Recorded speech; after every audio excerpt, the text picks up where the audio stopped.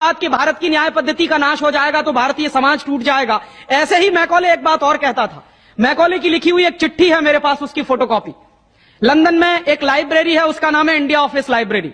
वहां से मैंने निकलवाई है। इंडिया ऑफिस लाइब्रेरी में से ऐसे कुछ 50,000 से ज्यादा डॉक्यूमेंट्स मैं निकाल के लाया और वहां के कई लोगों की मदद से हमने वो निकलवाए हैं। तो उनमें एक चिट्ठी है मैकॉले की, वो उसके अपने पिताजी को उसने लिखी है। जब वो यहां ऑफिसर बन के आया है तो मैकॉले क्या लिख रहा है कि भारतीय समाज को अगर बर्बाद करना है तो भारतीय न्याय पद्धति बर्बाद करो। तो वो करने के लिए उसने आईपीसी बना दिया, सीआरपीसी बना दिया, सीपीसी बना दिया और बर्बाद हुई। दूसरी बात वो कहता था कि भारतीय समाज को बर्बाद करना है तो भारतीय शिक्षण पद्धति का नाश करो।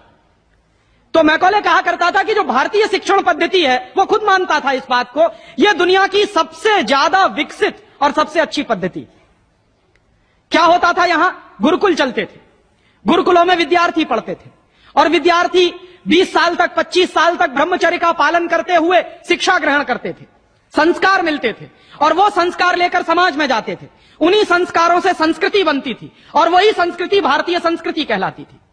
ऋषि थे, मुनि थे, बड़े बड़े ज्ञानी थे, महात्मा थे, वो गुरुकुलों को चलाया करते थे और सारे के सारे गुरुकुल जो चला करते थे उनमें वेदों का अध्ययन, पुराणों का अध्ययन, उपनिषदों का अध्ययन, जो भारतीय ज्ञान है, जो भारतीय मनीषा है, उन्हीं सबका अध्ययन संस्कृत के माध्यम से कराया जाता था। मैकॉले ने क्या किया कि गुरुकुलों का नाश अगर करना है तो उसने एक कानून बनाया। क्या कानून बनाया? संस्कृत में जितने विद्यालय इस देश में चलते थे, हिंदुस्तान में अंग्रेजों के जमाने में, उन सबको उसने इल्लीगल घोषित किया, गैर कानूनी। और उसने प्रतिबंध लगा दिया कि संस्कृत भाषा के माध्यम से कोई भी गुरुकुल चलेगा उसको अंग्रेजी सरकार मान्यता नहीं देगी। तो मान्यता किसको देगी? अंग्रेजी के माध्यम से जो कॉन्वेंट स्कूल चलेंगे उनको अंग्रेजी सरकार मान्यता देगी।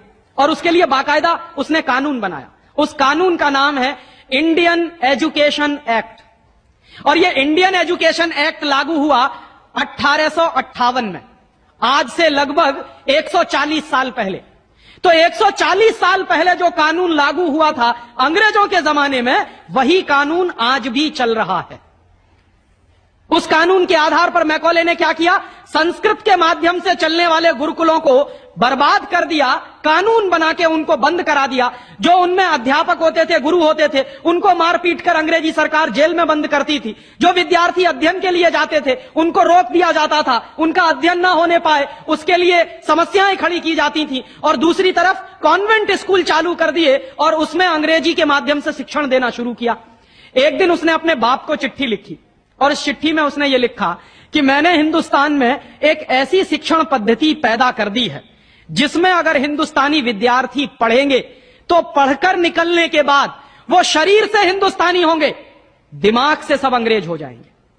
वो देख रहे हैं, अभी देख रहे हैं। तो शरीर से हिंदुस्तानी और दिमाग से अंग्रेज।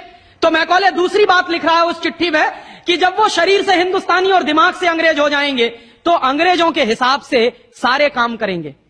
और वो विद्यार्थी जब कॉन्वेंट स्कूल में से निकलेंगे तो सबसे ज्यादा गालियां भारतीय संस्कृति को देंगे, सबसे ज्यादा गालियां अपने मां बाप को देंगे। कैसे? मॉम और डैड कह के। डैड माने होता है मरा हुआ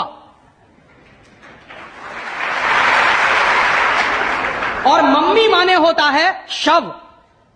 इजिप्ट में आप जाइए, मिस्र एक देश है, वहां पे ममीज कहा जाता है किसको? मरे हुए आदमी के शव को। तो हमारी मां हो गई मम्मी और पिताजी हो गए डैड।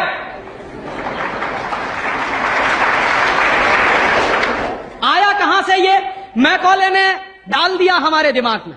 और मैं ये कहता हूं कि मैकॉले तो मर गया, उसका बाप भी मर गया, सब मर गए, भगवान उनकी आत्मा को शांति दे, लेकिन उसकी जो आत्मा है वो हम सब में प्रवेश कर गई है। और कैसे प्रवेश कर गई है? मैं आपको यह इतिहास की सच्चाई बता रहा हूं कि जिस जमाने में मैकॉले ने इस देश में सबसे पहला कॉन्वेंट स्कूल खोला था कलकत्ता में, वो कॉन्वेंट स्कूल चला नहीं, बंद हो गया। क्यों बंद हो गया? क्योंकि कोई भी भारतीय मां बाप अपने बच्चे को कॉन्वेंट में पढ़ाने को नहीं भेजता था। अंग्रेजों के जमाने की बात बता रहा हूं। अंग्रेज अपनी पूरी ताकत लगाकर भी इस देश में कॉन्वेंट स्कूल चला नहीं पाए, लेकिन अंग्रेजों